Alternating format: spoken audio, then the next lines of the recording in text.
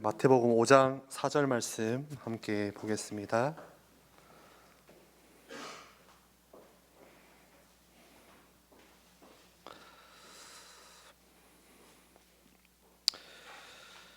함께 읽겠습니다.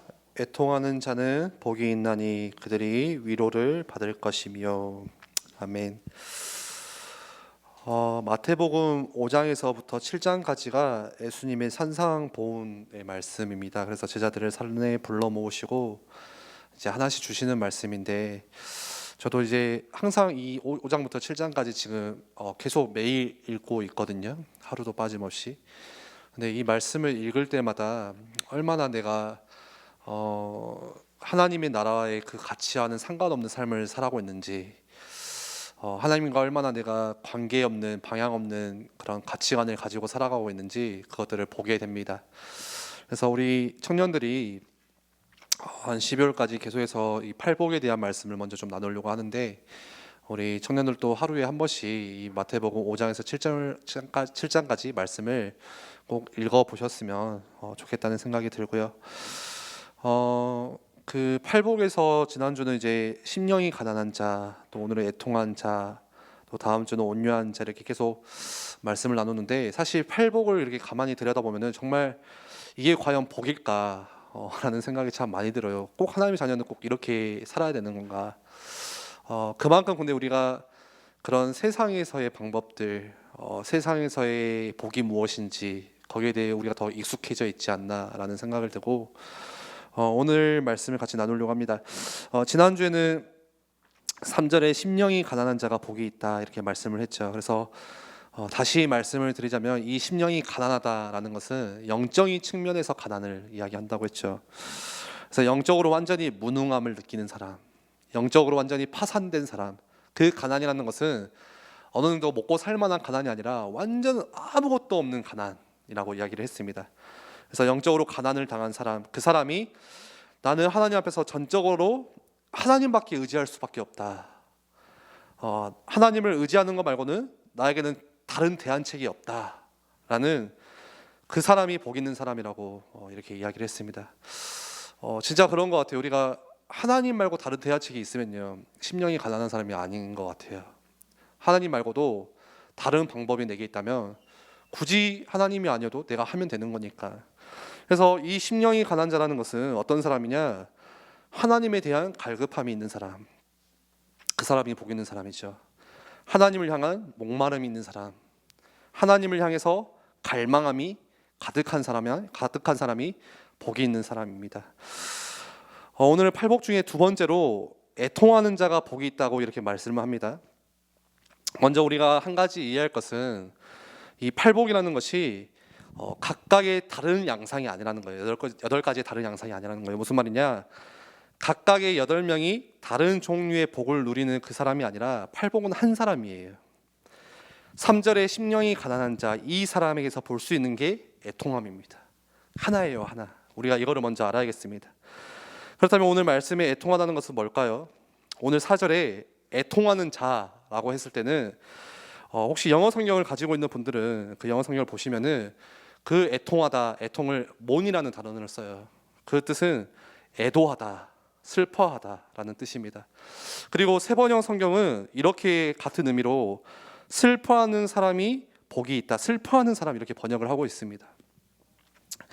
그런데 문제는 뭐냐면 요즘 시대가 어떤 시대냐면은 눈물이 메마른 시대예요. 여러분 혹시 언제 눈물을 흘리셨나요? 가만히 보면요, 많은 사람들이 쓸데없는 것에 많이 울고 또 쓸데없는 것에 정작 울어야 될 것에는 울지 않는 세대. 성경에도 그런 표현이 있거든요. 마태복음 11장 말씀을 보시면은 우리 성경 읽을 때 한번 보셨을 거예요. 이 세대를 무엇으로 비유할까 비유하건대 아이들이 장터에 앉아 제 동물을 불러서 이르되 우리가 너희를 향하여 피리를 불어도 너희가 춤추지 않고 우리가 슬피 울어도 너희가 가슴을 치지 아니하였다 함과 같도다. 그게 마치 지금 이 시대래요. 사람들이 참되게 기뻐할 것을 기뻐하지 못하는 세대, 또 참되게 슬퍼할 것을 슬퍼하지 못하는 세대, 그게 이 세대의 특징이라고 말씀을 합니다. 그래서 가만히 보면은 굉장히 강팍한 시대예요. 엉뚱한 것을 기뻐하고 또 엉뚱한 것에 울기 시작하고. 여러분들은 주로 언제 우시나요? 언제 주로 슬픔을 느끼고 언제 주로 애통함을 느끼세요? 간단히 정리하자면은 많은 사람들이 남들은 다 얻는데 나는 얻지 못할 때, 내가 바라던 것을 이루지 못했을 때, 남이 누리던 것을 나는 누리지 못할 때, 그게 어떤 사람에게는 경제일 수 있고 어떤 사람이 건강일 수 있고 직장일 수 있고 가정일 수도 있습니다. 그럴 때 보통 많은 사람들이 눈물을 흘리고 슬픔을 많이 느낍니다. 다시 말해서 소유에 의해서 내가 얻고 싶은 게 있고 누리고 싶은 게 있고 이루고 싶은 게 있는데 그게 되어지지 않을 때, 남들에게 있는 그런 그냥 일상적인 그런 행복마저도 나에게는 없을 때, 그때 사람들은 애통함을 느낄 수가 있습니다. 근데 오늘 말씀에 애통하는 자는 복이 있나니 했을 때, 이 애통함이 과연 그런 애통함일까? 단순히 이루지 못해서, 얻지 못해서, 누리지 못해서 애통하는 자가 복이 있는 사람일까? 지금 예수님이 말씀하시는 이 애통함은 세상적인 애통함이 아닙니다. 세속적인 애통함이 아닙니다. 단순히 내가 아끼는 소중한 거, 사랑했던 것을 잃어버렸기 때문에 애통하는 것이 아니라는 거예요. 오늘 예수님께서 말씀하시는 애통은 그런 것입니다. 오늘날 하나님께서 우리에게 믿음을 주세요. 하나님의 은혜죠. 그래서 에베소서 2장 8절에 너희는 그 은혜에 의하여 믿음으로 말미암아 구원을 받았으니 이것은 너희에게서 난 것이 아니요 하나님의 선물이라. 우리가 하나님의 말씀을 듣다가 하나님께서 우리에게 믿음을 선물해 주세요. 하나님을 향한 믿음이겠죠. 말씀을 향한 믿음이겠죠. 그 믿음이 내 마음속에서 점점 자라나게 됩니다. 그리고 하나님의 성령께서 내 안에 함께 하시기 때문에 내 안에서 하나님께서 성령으로 역사하세요. 그때 우리가 무엇을 보게 되냐면 내 영적인 실체를 보게 돼요. 나를 보게 되거든요. 그러면 어떻게 되죠? 나는 꽤 괜찮은 사람인 줄 알았어요. 그래도 나는 꽤 근사한 줄 알았는데 이 믿음의 눈을 가지고 나를 보게 되니까, 성령의 조명이라고 하죠. 성령의 비추인 그 조명으로 나를 보게 되니까 내가 얼마나 형편없는 사람인지 깨닫는 거예요. 내가 얼마나 죄로 가득하고 더러운 사람인지를 깨닫는 거. 그때 나를 보면서 느끼는 슬픔, 그 눈물이 바로 애통함이에요.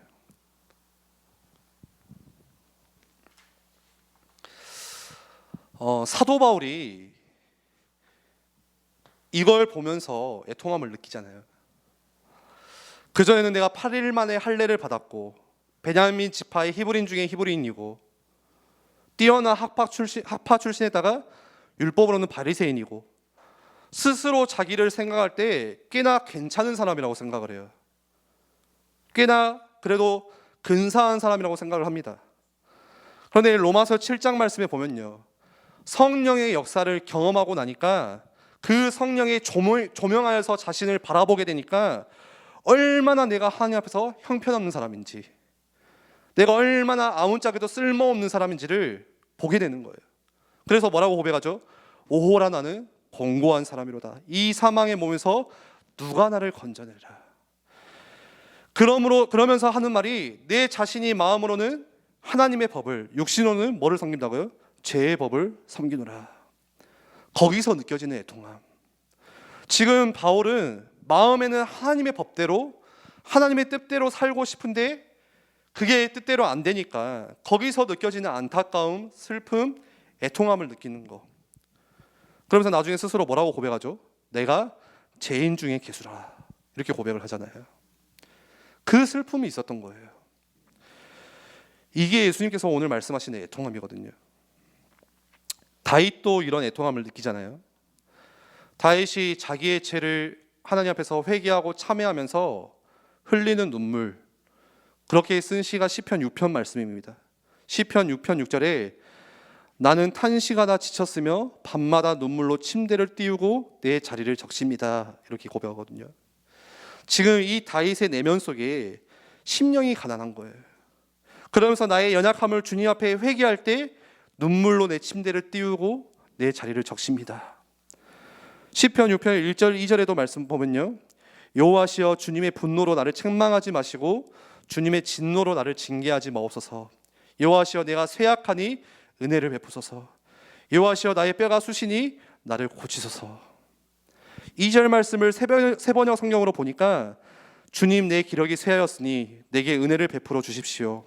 내 뼈가 마디마다 떨립니다. 주님 나를 고쳐주십시오. 우리가 겉으로는요, 껍데기로 볼 때는 화려할지 모르지만, 근사해 볼지 모르지만 내 내면은 지금 심령이 가난한 상태예요.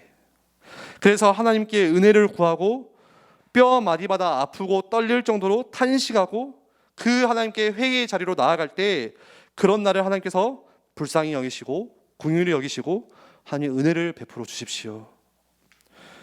우리가 이걸 회복해야겠죠. 다윗처럼 자신의 그 연약함을 놓고 어디로 가야 되냐? 애통한 자리로 나가셔야 돼요. 우리에게 이런 애통함이 없다? 여기서 흘리는 눈물이 메발랐다면 나오는 결과가 있어요. 어떤 결과가 나오냐? 상대방의 허물과 상대방의 실수하는 아주 작은 실수 하나도 그냥 짜증으로 튀어나오게 됩니다. 그게 결과예요. 내게 애통함이 없으면요, 그 결과가 반드시 나와요. 눈물이 말라서 생겨나는 건조한 현상이에요. 반드시 나옵니다. 그리고 다른 사람을 평가하고 다른 사람을 정죄하게 됩니다. 성경에도 그런 부류의 사람이 있었어요. 바리새인이에요. 바리새인은요, 애통함을 몰랐어요.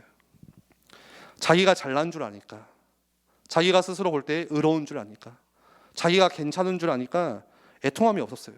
그래서 바리새인의 기도를 보세요. 누가복음 18장 11절 12절에 길거리에 서서 두 팔을 벌리고, 제가 읽어드릴게요. 성전에 올라가는 바리새인과 예수님께서 세리의 기도를 이렇게 비유로 말씀하시죠.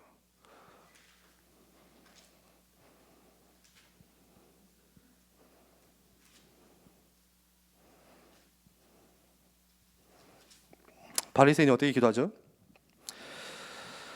두 사람이 기도하러 성전에 올라가니 하나는 바리새인이요 하나는 세리라. 바리새인은 서서 따로 기도하여 이르되 하나님이여 나는 다른 사람들 곧 토색, 불의, 간음을 하는 자들과 같지 아니하고 이 세리와도 같지 아니함을 감사하나이다. 12절에 나는 일해에 2번씩 금식하고 또 소득의 11조를 드리나이다 하고, 길거리에 서서 두 팔을 벌리고 나는 저 세리와 같지 않음을 감사합니다 하고서 지금 자기가 잘하는 것을 계속 나열해요. 저는 11조를 잘합니다. 저는 하루에 3번씩 기도를 하고 있습니다. 바리새인에게 지금 애통함이 있는 게 아니라 뭐가 있냐? 자랑함이 있어요. 자랑함. 자기 의를 드러내려고 하는 자만과 교만이 마음에 있었는데 하나님은 그들을 사랑하지 않으세요. 예수님께서 오죽 그 사랑을 베푸시는 예수님께서 화가 났으면 바리새인을 보면서 이 독사의 자식들아, 이 회칠한 무덤 같은 놈들이야, 그렇게 꾸짖으시잖아요. 그렇다면 우리가 스스로 한번 생각해 보셨으면 좋겠어요. 나는 어디에 속한 사람일까? 바울과 같이 애통함을 느끼는 사람인가? 다윗과 같이 지금 나의 이 죄의 연약함을 통해서 정말 눈물로 하나님께 나의 연약함을 고백하는 사람인가? 아니면 우리의 삶이 꼭 바리새인을 닮았다는 생각은 안 드는지. 저는 다윗의 시편 그 참회의 시를 보면요, 나는 얼마나 죄에 대해서 무뎌 있는지를 보게 돼요. 오늘 하루도 수많은 죄를 지으면서 전혀 그 죄에 대한 감각이 없이 하나님이 다 그냥 넘어가요. 눈물로 기도하지를 않아요. 기도한 적도 없어요. 저는 꼭 바리새인 같다는 생각이 들거든요. 제 스스로 보면서. 말씀을 읽어요. 말씀을 듣고 있어요. 앞에서 설교도 많이 하는데 제 본 바탕은, 본성은 완전 바리새인이라는 생각을 정말 많이 합니다. 저는 스스로 제가 뭘 잘한다고 생각을 해요. 뭐가 좀 훌륭하다고 생각을 합니다. 스스로요. 그러니까 애통하는 마음이 없어요. 늘 자랑하고 싶은 마음, 늘 인정받고 싶은 마음, 그것만 잡고 있어요. 그리고 누가 잠깐 나에 대해서 이야기하면요, 굉장히 기분 나빠요. 예전에도 그런 일이 하나 있었거든요. 잠깐 누가 나에 대해서 그런 뭐 하려고 한 건 아니지만 들었죠, 제가. 그것 때문에 얼마나 기분 나쁜지. 제가 집에 와가지고 와이프한테 기분이 너무 안 좋다, 너무 속상해가지고 그런 막 이야기를 했어요. 그러니까 와이프가 그 말을 안 담으면 되지, 왜 듣고서 너가 기분 나빠하냐. 근데 제가 그걸 안다. 근데 너 한번 당해봐라. 그게 그렇게 되든. 예. 앞에서 제가 참 많이 생각했어요. 앞에서는 상처 안 받으면 되죠. 늘 설교는 그렇게 해놓고 잠깐 누가 던지는 그 말 한마디에 계속 기분이 안 좋은 거예요. 속상하고 기분 나빠하고. 이게 이렇게 내가 그러면서 앞에서는 설교하고 있는 게 완전 나는 바리새인 아닌가 막 생각이 들 정도로요. 그것과 스스로 싸우는 게 정말 어려워요. 우리가 날마다 십자가를 바라보고 그 하나님의 은혜, 오늘 또 말씀 주셨죠. 그 십자가의 사랑과 한없는 하나님의 그 은혜, 아무런 값없이 받은 그 하나님의 십자가의 사랑, 그걸 우리가 날마다 붙잡고 생각하게 되면은 이 애통하는 자가 될 수 있을 텐데, 그렇지 못할 때가 정말 많은 거예요. 어쩌든지 내 거 자랑하고 싶어 하고, 어쩌든지 뭐 하고 나면은 내가 했다고 말하고 싶어 하고. 그래서 제가 스스로 생각해 봤어요. 남들하고 대화할 때 내가 무슨 단어를 제일 많이 쓰지? 내가 이 단어를 제일 많이 쓰더라고요. 내가 했어. 내가, 내 생각에, 다 나예요. 누가복음 18장 13절에 이 세리의 기도를 보고서 정말 많이 생각했어요. 세리는 이렇게 기도하죠. 13절에 세리는 멀리 서서 감히 눈을 들어 하늘을 쳐다보지도 못하고 다만 가슴을 치며 이르되. 세리의 기도는 굉장히 짧아요. 하나님이여 불쌍히 여기소서, 나는 죄인으로소이다. 바리새인의 기도가 길어요. 하나님, 저 11조 했습니다. 저는 저들과 같지 않습니다. 저 나름 그래도 잘하고 있습니다. 저 예배팀도 하고 있고요, 찬양팀도 하고 있고요, 임원도 하고 있고요, 그래도 헌금 잘하고 있고요, 그래도 매일 꼬박꼬박 말씀 읽고 기도도 하고 있고요. 그러면서 뭐 하고 있어요? 그러면서 마음에는 저 사람을 정죄하고. 여러분들 성경 읽기가 너무 중요해요. 그런데 무서운 게 뭐냐? 성경 안 읽은 사람은 그걸로 때려요. 나는 성경 읽는데 왜 너 성경 안 읽어? 이해를 하지 못하는 거예요. 나중에는 바리새인이 그러잖아요. 율법을 달달 외우고 살아요. 성경을 늘 연구하는 사람들이에요. 그거 가지고 뭐예요? 남을 공격해요. 정죄해요. 바리새인의 기도는 굉장히 길어요. 그래서 주님 하면서 내 것을 늘 나열해요. 그런데 세리의 기도는 한 줄이에요. 주여 나를 불쌍히 여기소서, 나는 죄인으로소이다. 이런 기도가 지금 우리 안에 사라지고 있지 않나. 이런 기도가 우리 공동체 안에서 사라지고 있지 않나. 이런 기도가 내 안에서 사라지고 있지 않나. 애통한 마음이 사라지는 거죠. 제가 그러면서 오늘 이 말씀을 준비하다가 내가 애통한 적이 있었나? 라는 그런 경험을 떠올려 봤어요. 그리움인 것 같아요. 그 말 왜 그리움이냐? 애통한 적이 요 근래 없었으니까. 그러면서 하나 딱 스쳐 지나가는 생각이 신학교 시절 때, 그때는 참 진짜 뭐 돈도 없고 누가 불러주는 사람도 없고 뭐 찾아주는 사람도 없고 막 친구들이 롯데 그 야구장 보러 가자 할 때도 돈이 없어가지고 저는 그냥 괜찮아 하면서 뭐 일이라고 하거든요. 너무 뭐가 안 되는 거예요. 잘 이 길이 내 길이 맞나, 너무 불안하고. 그래서 한동안은 항상 그 대학교에 가면은, 저희 신학교에 이제 대학교회라는 곳이 있는데 굉장히 그냥 작은 교회예요. 이제 바닥이 이제 시멘트 바닥으로 되어 있는데 항상 거기에 그냥 무릎 꿇고 그냥 그렇게 기도하면서 울다가 나온 적이 정말 많았거든요. 그냥 오늘 이 말씀을 준비를 하다가 그 그리움이 느껴지더라고요. 이게 그리움으로 느껴지는 것 자체가 나 참 비참하다. 예, 그런 생각도 들었어요. 이제 눈물 흘리는 게 그리운 시절이구나. 내가 애통하게 눈물 흘리면서 기도하는 시절이 이제는 그립던 시절이 돼버렸구나. 하나님은 오늘 이 세리를 보고서 의롭다고 하세요. 그리고 이런 애통하는 자에게 하나님의 위로가 있다고 합니다. 이 하나님의 위로하심은 단순히 괜찮아 이런 위로하심도 있지만 어떤 의미가 같이 있냐, 하나님의 칭찬이 같이 있어요. 하나님이 칭찬하시는 거예요. 그 애통한 마음을 가진 사람들에게. 그래서 우리에게 정말 필요한 것은 날마다 이 예수님의 보혈, 십자가밖에 없음을 날마다 깨달아야 되고, 우리가 그 은혜를 깨닫고 주님 앞에 엎드릴 때 뭐를 느끼느냐, 이 애통함을 반드시 느끼게 됩니다. 그리고 손가락질하고 남을 비난할 때는 느껴지지 않던 하나님의 위로가 내가 눈물을 흘리고 애통해야 할 때 바로 곁에서 위로하심을 분명히 느끼게 돼요. 말씀을 정리하겠습니다. 처음에 첫 시간에 이야기 드렸듯이 팔복의 첫 번째 복이 비우는 것이라면은 나머지 두 번째, 세 번째, 네 번째 복부터는 채우는 것이라고 말씀을 드렸죠. 그래서 오늘 이 시간에 우리가 가장 먼저 채워야 되는 것은 무엇이냐? 눈물을 회복하는 애통함. 가장 먼저 채워야 되는 것은 그런 사람에게 주시는 하나님의 위로하심으로 내 내면을 채우시기를 바랍니다.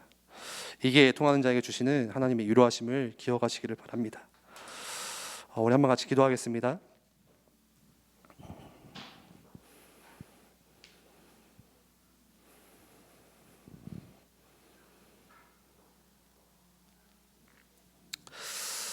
특히 그런 것 같아요. 교회 우리가 뭔가를 직을 맡아서 사역을 하다 보면은 더 그런 내 의가 많이 드러나지 않나.